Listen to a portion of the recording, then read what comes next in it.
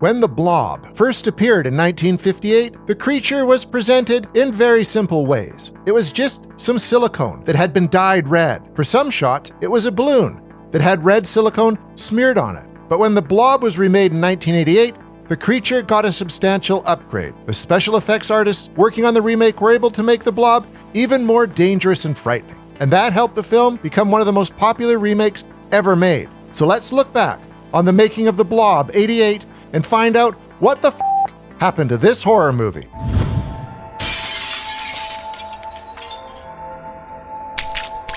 The story of the Blob began when film distributor Jack H. Harris decided to produce his own independent monster movie. The concept was inspired by a 1950 police report about a pulsating, glowing purple glob that fell from the sky near Philadelphia, then evaporated as police watched. In the film, directed by Irvin S. Yeworth Jr., the Blob comes to Earth in a meteorite. When an elderly man pokes the meteorite with a stick, it splits open, and the Blob emerges. It envelops the man's hand, gradually covering and absorbing his entire body. The Blob proceeds to ooze its way around a small Pennsylvanian town, consuming every living thing it comes across, growing larger with every person or animal it eats. Teenager Jane and her boyfriend Steve, played by a pre-famed Steve McQueen, know what's going on, but they can't convince the authorities there's a man-eating blob rolling around town. It doesn't help their credibility that Steve and his drag racing friends are often getting into trouble. It isn't until the Blob disrupts a theatrical screening of a horror movie that the whole town realizes what's going on. Then they have to figure out how to stop something that just seems to be a ball of slime. Here's a hint. This thing doesn't like the cold. Made on a budget of around $120,000, The Blob was a hit. It earned $4 million at the box office and became one of the most popular horror movies of the 1950s. It was so popular, in 1972, TV star Larry Hagman decided to direct a sequel, Beware the Blob, also known as Son of the Blob. For that film, the Blob was again played by red silicone and balloons, as well as red plastic sheeting and red powder blended with water. But 70s audiences weren't impressed by the return of the Blob.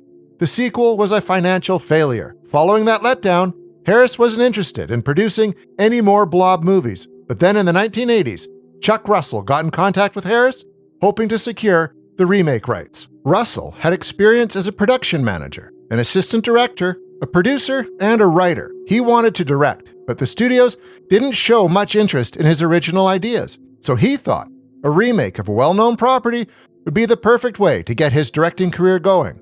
The famous property that was the most appealing to him was the Blob. As he explained to Fangoria magazine, quote, "The original Blob was a special film, and I got obsessed with doing my version of it, of updating it and using some of the expectations from the original. I think it shook people up so much because it's so primal. It's a monster in its simplest form. There must be something about this thing that can slide under your door or squeeze through an air vent or quietly dissolve somebody in the next room. That's very elemental. It just makes monstery sense. It's a fear of the worst death, being eaten." Harris agreed to let Russell remake the Blob. So Russell wrote a screenplay for the remake with his friend Frank Darabont, who he had met when they were both working on the slasher Hell Night. They kept the setup from the original film. The Blob falls from the sky. An elderly man sees it hit the ground. He pokes the meteorite with a stick. The Blob emerges and covers his hand. Some local teenagers find the man and take him to the hospital, where the Blob consumes his entire body. As the Blob proceeds to ooze and eat its way through the small town, the teens take it upon themselves to stop this thing. But Russell and Darabont added their own twists and turns, so even viewers who were familiar with the original Blob wouldn't know where this one was going. All of the characters in the remake are new. They basically split the Steve McQueen character into two different people. There's clean-cut football player Paul Taylor, who goes on a date with cheerleader Meg Penny, and there's long-haired, motorcycle-riding Brian Flagg, who is often running into trouble with the law. Paul's role is sort of like Janet Leigh's in Psycho. He's built up to be a major character who will be involved throughout the movie, then turns out to be one of the Blob's first victims. Russell and Darabont also made changes to what the Blob is, making it even more dangerous. They envisioned it as being like an inside-out stomach. It's acidic, corrosive. Any living thing it touches begins to melt and gets absorbed. It starts out with a lighter color, but becomes redder as it fills with the blood of its victims. And this Blob has tentacles that it can reach out and grab people with. It also comes from a different source. The original Blob was just some slime that rode to Earth on a meteor. In the remake, we learned that this Blob is an experiment in biological warfare, a virus that was created by the government and sent into space on a satellite. Conditions in space mutated it, turning it into a plasmic life form that hunts its prey. It becomes so active, it knocked the satellite out of orbit. That's what falls to the Earth here. Not a meteor, but a crashing satellite. And a team of heavily armed government agents, a biological containment team, show up to take the Blob back home to their lab. Any civilians who get in the way are deemed expendable. With the script in place, Russell pitched the Blob to various studios. One company that rejected the project was New Line Cinema, but they could see that Russell was a promising talent. They hired him to direct A Nightmare on Elm Street 3, Dream Warriors, and to rewrite the script with Darabont. So the Elm Street movie ended up being Russell's first directing credit. The Blob remake found a distributor along the way, and Russell was able to start working on it as soon as he was done with Freddy Krueger. Russell assembled a strong cast for the film. Shawnee Smith plays the heroine Meg, who goes from being a demure cheerleader to firing an M16 at a monster and blowing stuff up. Donovan Leitch was cast as the ill-fated Paul. Kevin Dillon plays Flag. He hated the hair extensions he had to wear, and a lot of viewers make fun of the character's hairstyle. But that's the way Russell wanted Flag to look. The three young leads were given a supporting cast that's filled with interesting character actors. Jeffrey DeMunn, Joe Seneca, Bo Billingsley, Art LaFleur, Candy Clark, Jack Nance, Bill Moseley.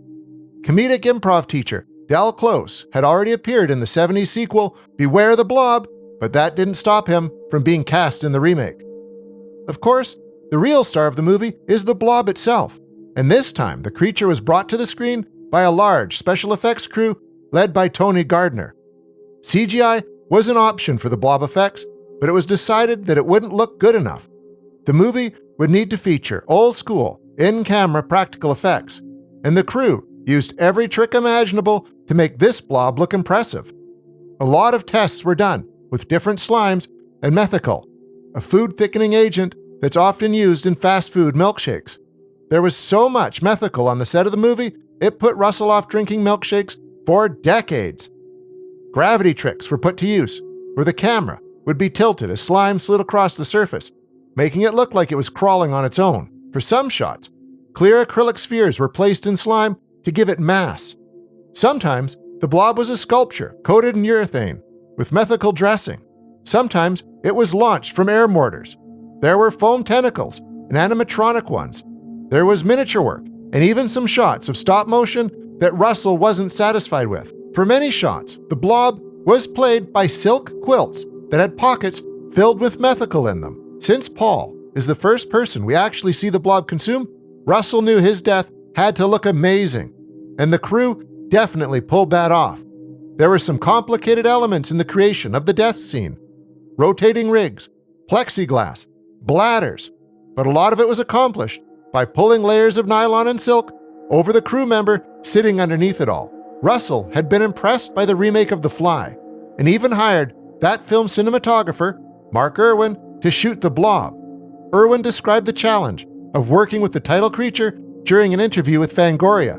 Quote, "The biggest problem was to make the Blob look the same from beginning to end, because it's made of radically different things all the time. There are miniatures, half-scale and full-scale sets. The lighting is geared towards the ingredients, shooting it underwater, shooting it at night, on glass, in a tank. It's propelled and puppeted and air-driven and motorized, and moved in many, many different ways. It's hard to get it to look exactly the same each time, and yet so far we're succeeding. It also changes color throughout the film." Although the budget of the Blob was reported to be $19 million, Russell has said that it was actually under $10 million, and yet they were able to accomplish all of the special effects and deliver a film that turns into a large-scale adventure by the end. Most of the filming took place in Abbeville, Louisiana, a small-town location chosen because Russell wanted the town in the movie to have one main road. Filming began on January 11, 1988, aiming for a summer release. Production wrapped on May 26th, but second and third units were still shooting Blob footage during the editing process. Russell had to bring on 2 editors to get the footage cut together more quickly, There was a bump in the road when distributor Cinema Group Pictures went bankrupt, but TriStar Pictures swooped in and got The Blob into theaters on August 5th, 1988. The film got middle-of-the-road reviews, and given how popular it is now, you may be surprised to hear that it was not a hit when it reached theaters. In fact, Screen International wrote that its box office was disastrous. The Blob ended up earning $8 million during its theatrical run, an amount lower than its budget, no matter which number you go by. Russell understood that part of its failure was due to it being released in a hectic summer and not having a good ad campaign. Still, its underwhelming reception was enough to make him question the approach he had taken to the material. Maybe making The Blob in this way had been a mistake. But the film reached its audience soon enough, and its reputation improved.